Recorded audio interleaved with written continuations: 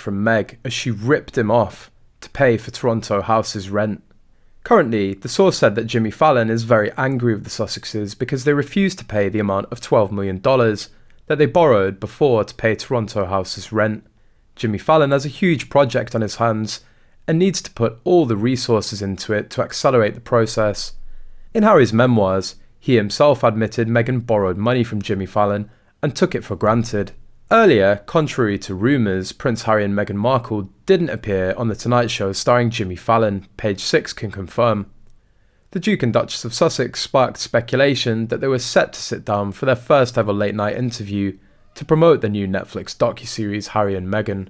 The chatter began Wednesday when the official Twitter account for Jimmy Fallon's NBC show teased, "Guess who's making their talk show debut next Thursday? We'll give you a hint," alongside crown and necktie emojis. However, we're told the cryptic tweet was about the young royals cast and not Harry and Markle, who stepped down as senior members of the royal family in 2020, in search of more privacy. Markle was previously booked to go on The Tonight Show in September during a trip to New York City with Harry, 38, for the UN General Assembly. However, her plans were postponed after the death of the prince's grandmother, Queen Elizabeth II. Meghan was due on Fallon, a source told Page 6 at the time. "I don't even know what she was going to talk about, but that's obviously cancelled now." While the duo didn't appear on the show, fans can still watch them detail royal life behind closed doors in the first 3 episodes of their 6-part docuseries, which began streaming on Thursday.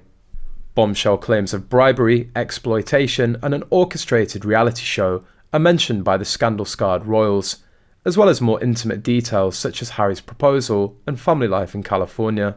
The series is a look behind the curtain into the Duke and Duchess of Sussex's life together, examining everything from their early courtship to the controversies, Harry blasting the media for racism, their unprecedented step back from the royal family, and the new life in America. In other news, Meghan Markle has remained silent since Prince Harry released his explosive tell-all book Spare. Her silence has fueled rumours online, with people asking the reason why she's not defended her husband in the wake of all the attacks. Some people believe she doesn't want to be seen in Harry's interviews about the book, which contains some unprecedented attacks on the British royal family. The Duchess of Sussex wants Harry to go solo, as she doesn't want to be part of a campaign against the royal family. She probably thinks that Harry would ultimately mend his ties with his family and will be forgiven for whatever he wrote or said about them. It also appears that she's convinced Prince Harry might get away with attacks on the royal family, but it would be difficult for her to face the royals if any reconciliation happens.